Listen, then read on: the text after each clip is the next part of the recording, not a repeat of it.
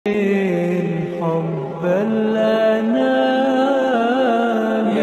ব্যাধিটা এত ব্যাপক আকার ধারণ করেছে, আমাদের অনেক ভাই বোন আছেন যারা এই একই প্রশ্ন আমাদের কাছে করেন যে তাদের মনে আল্লাহকে নিয়ে বাজে চিন্তা আসে, আল্লাহ সম্পর্কে নোংরা চিন্তা ভাবনা আসে, নবী সাল্লাল্লাহু আলাইহি ওয়াসাল্লাম সম্পর্কে বাজে চিন্তা আসে।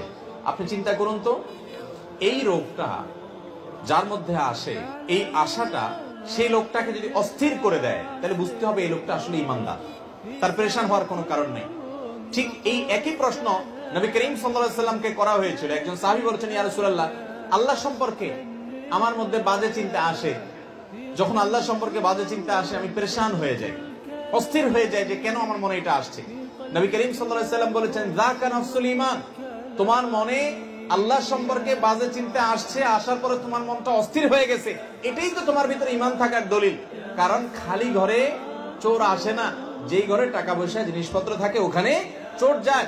তোমার মনের ভিতরে শয়তান এসে তোমার ভিতরে যেহেতু ঈমান আছে, এই জন্য বাজে চিন্তা ঢুকাচ্ছে, তোমার ঈমান নষ্ট করার চেষ্টা করছে। তুমি সেটা টের পেয়ে গেছো, অস্থির হচ্ছ, পেরেশান হচ্ছ, এর মানে হলো তোমার ভিতরে ঈমান আছে। এটা ঈমান থাকার প্রমাণ, তোমার টেনশনের কারণ নাই, বরং আল্লাহ শুকর আদায় করবা। আর এটাকে একেবারেই আমলে নিবে না।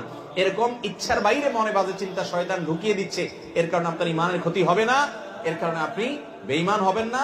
বরং এরকম পরিস্থিতি আসলে কয়েকটা কাজ করবেন। নাম্বার 1, এটাকে একদম আমলে নিবেন না। নাম্বার 2, খুশি হবেন যে আমার ভিতরে ঈমান আছে, এজন্য শয়তান আমাকে খোঁচাচ্ছে। কোন অমুসলিম, কোন ভিন্ন ধর্মের অনুসারী কিংবা কোন নাস্তিক জীবনে এই কথা বলবে না যে তার মনে এরকম হঠাৎ হঠাৎ বাজে চিন্তা আসে, কারণ ওর ভিতরে তো ঈমানই নাই। শয়তান তার কাছ থেকে ঈমান ছিনিয়ে নেওয়ার চেষ্টাই করবে না। শয়তানকে আমরা দেখি না, গোটা কোরআন জুড়ে সবচেয়ে বেশি সাবধান করা হয়েছে আমাদেরকে শয়তানের ব্যাপারে। আদুউন মুবিন আল্লাহ তাআলা বলেছেন, সে শয়তান সম্পর্কে আমাদের ধারণাই নেই, আমরা জানি না। আমাদের রগে রগে সে ঢুকতে পারে, ইন্নাশ শায়তানা ইয়াজরি আহাদাকুম মাজরাদ দাম, আমাদের রক্ত প্রবাহের সাথে মিশে যেতে পারে, আমাদের উপরে প্রভাব বিস্তার করে, বাজে জল্পনা কল্পনা তৈরি করে, খারাপ পথে নেওয়ার জন্য আমাদের মনের ভিতরে প্রভাব সৃষ্টি করে শয়তানে। এই শয়তান সে কিন্তু কোন ওই যে শয়তানের অনুসারী, শয়তানের গোলামের মধ্যে পাবেন না, তার মধ্যে শয়তান থাকে না। ঈমানদারের মনে বাজে চিন্তা আসে, এই কথা চিন্তা করে আল্লাহ শুকর আদায় করবেন। তাহলে প্রথম কাজ হলো এটাকে পাত্তা দিবেন না, এর কারণে আপনার ঈমান ক্ষতি হবে না। দ্বিতীয় কাজ হলো আল্লাহ শুকর আদায় করবেন, আমার মধ্যে ঈমান আছে দেখেই আমার মধ্যে এগুলো আসছে, নবীজি বলেছেন সেটা।